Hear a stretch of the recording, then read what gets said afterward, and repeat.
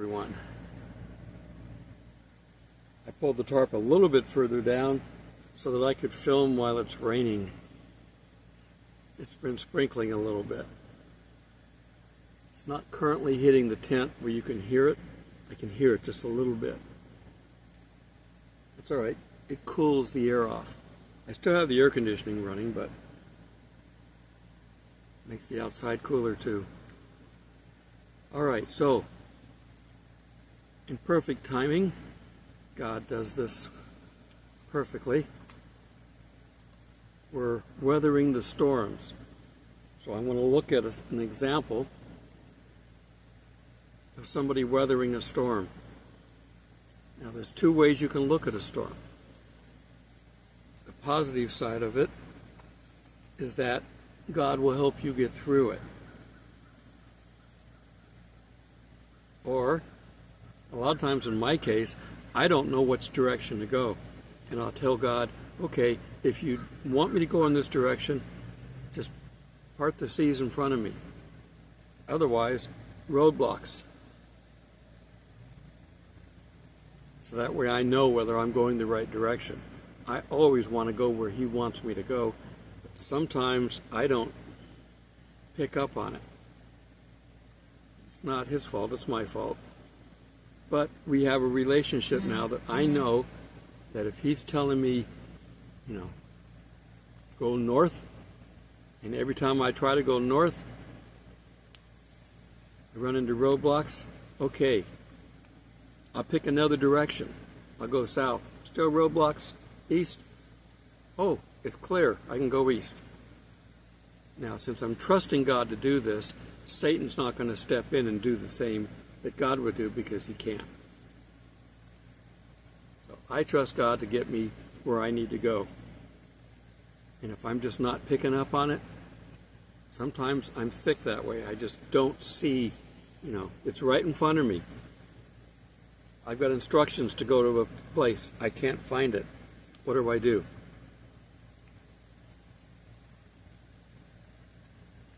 I over-instruct in my instructions, go 20 feet past the fire hydrant and there's a driveway, and when you get to that point, you're halfway there. I keep driving. I'm just pointing things out so you can see them while you're driving. I know, too much information. But that's how I give directions. And I like them the same way coming back. But sometimes I get the wrong directions. Okay, so turn with me to Acts 27:1. Paul, with all the things that he had going on, getting the churches started and all this other stuff, he'd get himself into trouble with the authorities. He was never in the wrong, but they'd find something. And they'd arrest him, and they'd beat him, and they'd throw him in his jail for a little while. And then they'd let him go and tell him not to do it again, and of course he'd do it again, because he's working for the Lord. Ultimately, they were about ready to beat him, and he said, well, just so you might want to know this, I'm a Roman citizen. And apparently he was. So they go, oops, we can't touch him. We shouldn't be even beating him at all. We're only allowed to beat our own people. Nice rules. So they said, okay, you get to have yourself a audience in Rome. They said we were going to let you go after a quick beating. But since you said Rome, we got to send you there. Now that's our rules. So they're going to send him to Rome. And in 27:1, Acts 27:1, and when it was decided that we should sail to Italy, they delivered Paul and some other prisoners to one named Julius, a centurion of the Augustan regiment. So we got Roman guards taking over now. So entering a ship of these names, Adramatium, we put to sea, meaning to sail along the coast of Asia. So they're going to sail along, Turkey, as it is now. 7 churches are right north of them. John's island of Patmos, they'll be going south of that as well. because they're just going to sail along the Mediterranean. They got to get to Italy.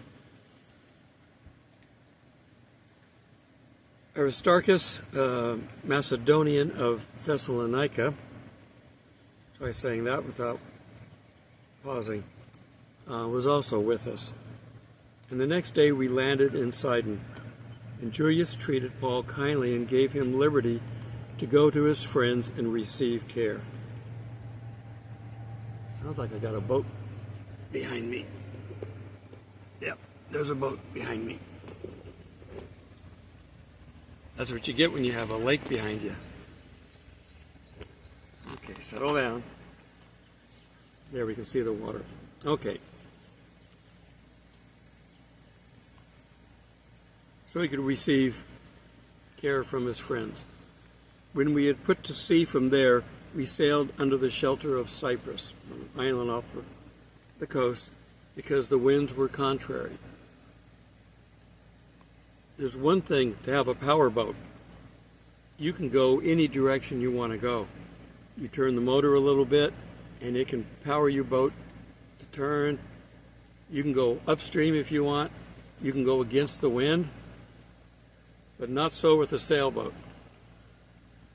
2,000 years ago, they didn't have power boats.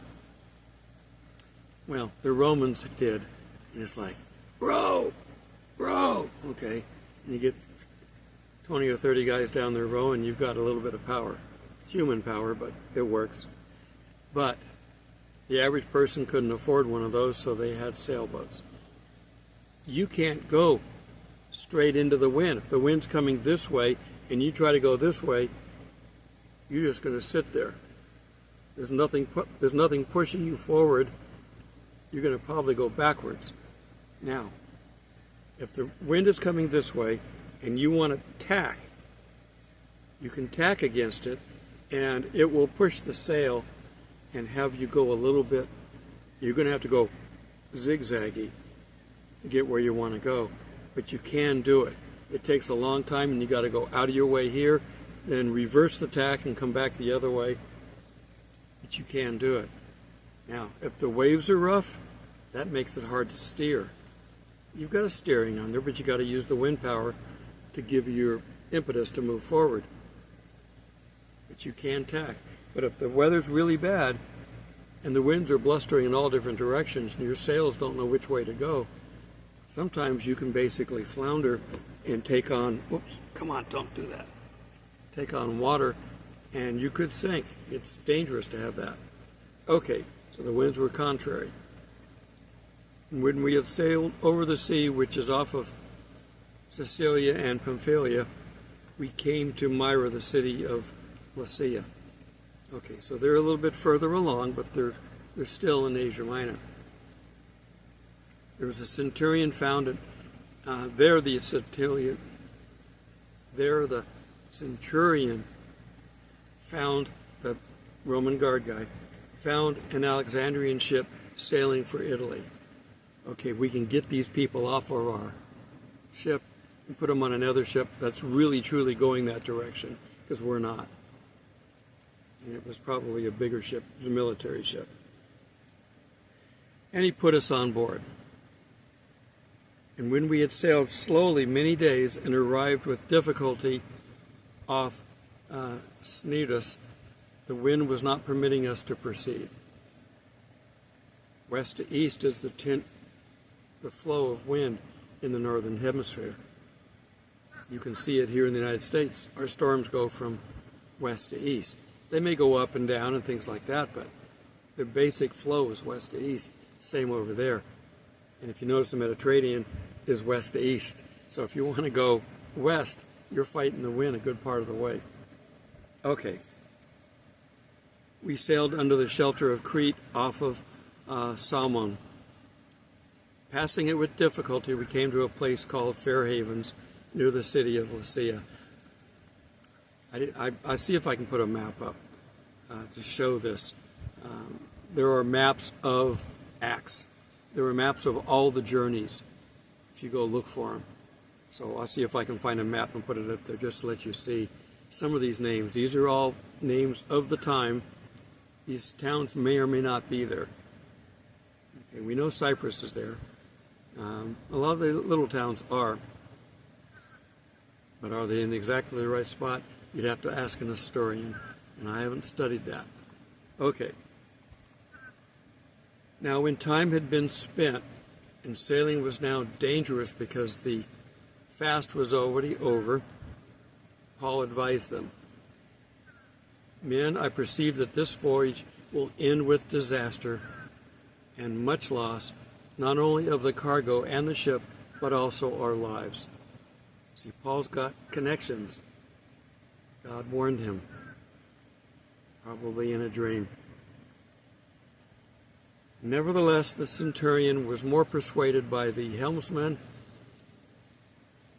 minor case, and the owner of the ship than by the things spoken by Paul. Keep going. You hear all kinds of stories about ships sinking, planes crashing, because they had to go up no matter what.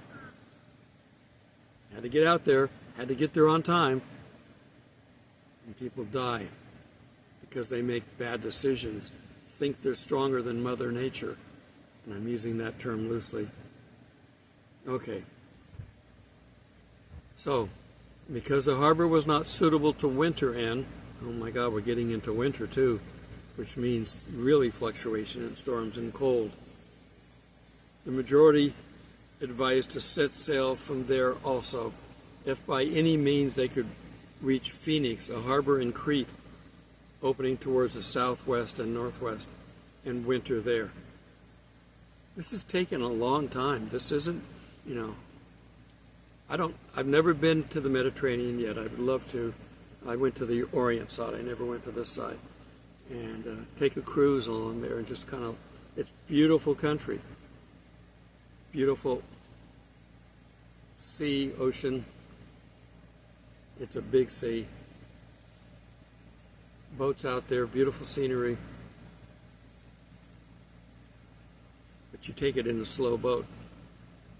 And these guys are taking theirs in a slow boat. Okay, when the south wind blew softly, supposing that they had obtained their desire, putting out to sea, they sailed close, so the winds died down, so they took off. Winds can change like that. They sailed close to Crete, but not long after, a tempestuous headwind arose, and they've even got a name for it, Euroclydon. The big bad wind came up, and it was a headwind, which means they're not going the direction they want to go. So when the ship was caught and could not head into the wind, we let her drive, tacking as best you could, and running under shelter of an island called Clauda, we secured the skiff with difficulty. And when they had taken it on board, they used cables to undergird the ship, fearing lest they should run aground on the sands. They struck sail and were so driven. So they're basically running on the sea from this tremendous storm. Paul warned them. Paul's got connections. It'll pay off later on, but not yet. We know Paul lives because he has to be martyred in Rome. It's not going to be an easy trip. And so this is how we got to think of this. God will get us through storms. We have to be willing to enter the storms for him to get us through them. Sometimes, like I do, I will use this as a guide. I will say, okay, I'm not going to go that direction because apparently you don't want me to. But then you make the storms worse in the other direction, so I know I'm going the right direction. That's how I work. This is different with Paul. Paul could actually get dreams. I don't dream. Paul could get dreams and know what to do. He saw the vision on the road to Samaria. That's how God speaks to him. God speaks to us in different ways. You've got to find your way if you don't already know it. And it may not be what mine is, it may not be what anybody else's is. It may be unique to you. Find it. And once you find it, you can keep testing it to see if it's true. God will keep you on the right path by doing that. So anyhow, they're pressing on, and because we were exceedingly tempest-tossed, the next day they lightened the ship. Let's get rid of some cargo. The deeper you are, the more the waves pull you from side to side, whereas if you can float up on top, you can use the wind better. But if the waves are pulling you and the wind's pulling you and they're not in the same direction, it can make for a rough flight. Verse 19, on the third day we threw the ship's tackle overboard with our own hands. Tackle. Equipment needed to operate the ship. Okay. Now when neither sun nor stars appeared for many days and no small tempest beat on us, all hope that we would be saved was finally given up. Give up on God? They didn't know God. Paul wasn't probably overly concerned. He knew that they had some difficulty, but he wasn't overly concerned. But the crew, probably scared to death. But after long abstinence from food, a forced fast, sometimes that's the only way we can do it. And Paul stood in the midst of them and said, men, you should have listened to me and not have sailed from Crete and incurred this disaster and loss. Reminding them. And now I urge you to take heart, there will be no more loss of life among you. So apparently there had been, but only of the ship. For there stood by me this night an angel of God to whom I belong, not to the angel but to God, and whom I serve, not the angel but to God, saying, do not be afraid, Paul. You must be brought before Caesar, and indeed God has granted you all those who sail with you. So nobody else is going to have any problems. Therefore take heart, men, for I believe God that it will be just as he told me. However, we must run aground on a certain island.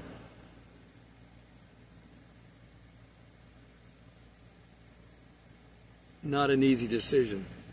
It's sort of like crash landing an airplane. You know, if you've seen the movie Sully, and you can see me very briefly in one scene.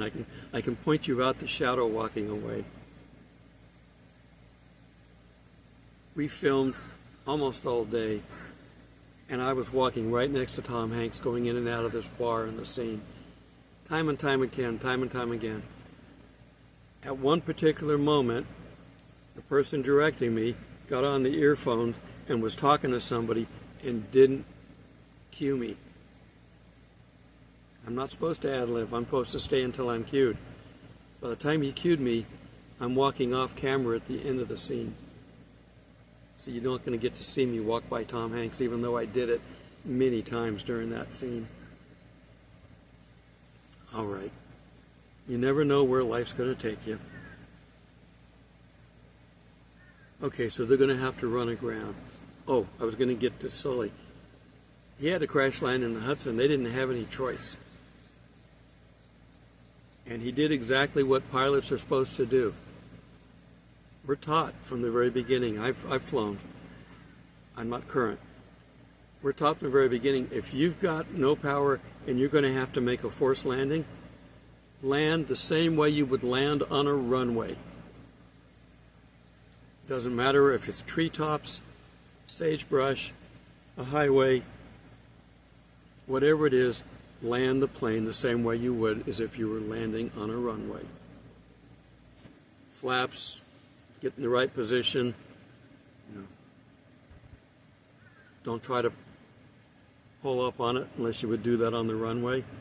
You know, get it as slow as possible before you run into something. Well, they're going to do the same thing with their boat. They're going to have to run it to shore. Okay, now when the 14th night had come, as we were driven up and down in the Adriatic Sea, about midnight the sailors sensed that they were drawing near some land. You know how you know you're drawing near land? You hear waves breaking on rocks. And they took soundings and found it to be 20 fathoms. I'll put up here how much a fathom is. It's a nautical dimension. I forget exactly what it is, but I'll post it. 20 fathoms, and when they had, if you heard from Mark Twain, you know, the term comes from measuring the depth. They'd have a rope with knots on it every so many feet, and they would drop it, and when it hits bottom, they'd look at which knot it's on, and they'd know how deep the water is. Okay. And when they had gone a little farther, they took soundings again and found it to be 15 fathoms, so it's getting shallower. Then, fearing lest we should run aground on the rocks, they dropped 4 anchors from the stern and prayed for the day to come. As the sailors were seeking to escape from the ship, when they had let down the skiff into the sea, under pretense of putting out the anchors they're going to sneak away. And they're going to leave everybody else. Paul said to the centurion of the shoulders, unless these men stay with the ship, you cannot be saved. So the soldiers cut away the ropes of the skiff and let it fall off. You got to do it God's way. You can't take it on yourself. And as day was about to dawn, Paul implored them to take food, saying, today is the 14th day. You have waited and continued without food and eaten nothing. So eat. Therefore I urge you to take nourishment, for this is for your survival, since not a hair will fall from your head of any of you. It's a whole chapter on this, on one boat ride. Anybody else have any boat stories, harrowing like this? I mean, I've been out at sea in rough seas on a Navy destroyer. I mean, 15 foot up and down on the bow. Our living quarters were right below the officers. The officers are at the pivot point of the ship, so they have the least amount of adjustments to have to make up and down. We were right below them, so ours is the next best spot, electronic technicians. So we weren't in too bad a shape for that. The bosun's mates that were up in the front of the ship, they had a little game that they'd do. They would stand at you're in the very point of the ship. You know, you can feel the sides. You put your hands out and you can feel the sides of the ship at the point. And there's a long hallway. And they'd wait till it gets to the top of the 15-foot spot, and then they'd do a standing jump to see how far they could jump while the ship's dropping underneath them. If you didn't hit your head on the ceiling, you could jump 15, 20 feet. Things you got to do on a ship when you're bored, huh? So they were busy, so they didn't get a chance to get bored. And when he had said these things, he took bread, gave thanks to God in the presence of them all. This is all for storytelling. And when he had broken it, he began to eat. Then they were all encouraged and also took food themselves. They're in a bad situation, making the best of it, and Paul his spirits are up, so he's keeping everybody else's spirits up now that they're paying attention to him. And in all we were 276 persons on the ship. This is a big ship. Not one of these little fishing ships on the Sea of Galilee, which got tossed around too. But this was a big ship. So when they had eaten enough, they lightened the ship and threw out the wheel into the sea. Now, we don't need to steer anymore, just throw that away. Everything they could to get off the ship. When it was day, they did not recognize the land, but they observed a bay with a beach under which they planned to run the ship if possible. Then they let go the anchors and left them in the sea, meanwhile losing the rudder, the ropes, and they hoisted the mainsail to the wind and made for the shore. Just gun it. We'll get there.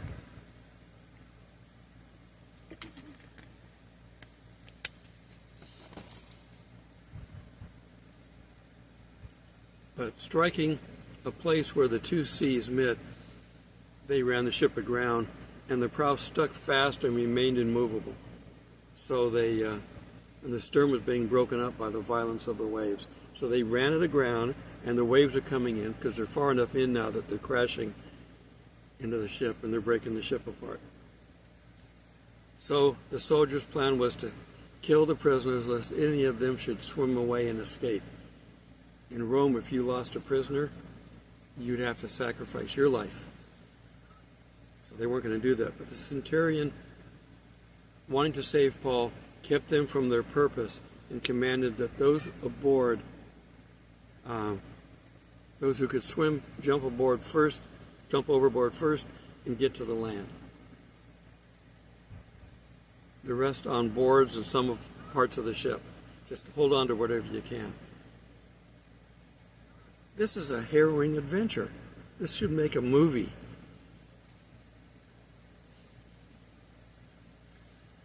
Okay, so some on boards and parts of the ship, and so it was that they all escaped safely to land. End of the story. Paul, and this is on the island of Malta. So Paul, wanting to get to Rome, didn't quite make it, but they got close. They will have to get ashore, and the soldiers will go in with authority and appropriate food and do whatever they need to do to take care of them, and get another ship. And there's a big harbor in Malta, so they just have to get to that, and they can pick up another ship. But they could probably winter here. I don't remember the rest of the story on this. I study these things in different times, but I don't remember. This is my normal way of doing things. I have a very limited active memory that I work with very well. I'm happy with the way my mind works. I just can't remember things long term. I can remember things if I'm repeating them all the time, but if all I'm doing is repeating everything that I know, I won't ever know anything new. And I won't be able to do any of my daily tasks. So I don't have a problem. I know I have the resources. I learned a long time ago in physics class, because that's where I started in college, as a physics major. You can't remember all this stuff, but know the basic concepts, and then open the book, find the formula that you need, and use it. If you saw Hidden Figures, I'm also in that one, and you can see me in that one in 2 scenes. In Hidden Figures, they opened up these math books and started writing down the formulas. And that's how they sent John Glenn into orbit and got him back, using math. Okay, so it's rocket science, and not everybody needs it. Have I used any of the math that I used? Well, I've used some of my geometry, a little bit of trig, occasionally algebra. Never used calculus. Was it worth it? Well, it was an education, and I enjoyed learning. But I can't remember it. I took a physics test. It took an hour and a half to take the test. I got it wrong and got an A, because I made a math error. We weren't allowed to use calculators back then. Besides, I had to have 4 people pull the calculator in next to me and set it down at that time. Yeah, not quite, but they were still big. No personal computers. My calculators had to be plugged into AC. There was no battery capable of supplying the power to that little device. like you'd have on your desk in an office. Had to be electric. All right. So, Paul survived this harrowing trip. And he's got other stories that he's told in Acts. You want to read Acts sometimes. It's how the church got started. And you get stories like this. Interesting time for these people. And we watch TV where they try to recreate some of this stuff. It's all phony baloney, but they try to, survival or island survival or whatever it is. I used to watch dual survival, where two guys would go out and try to survive in the desert, the mountains, the sea, whatever. Another one that I liked was Survivor Man with Les Stroud. I like seeing how you can use your resources to survive, your God-given talents. It's educational, but it's also entertaining to watch somebody succeed in something. And God likes to watch us succeed, as long as we're not in mucking it up. Listen to God. He will get you where you need to go. It may be a storm, but that's okay. God's been through many storms with his people. Till we meet in the clouds. God bless.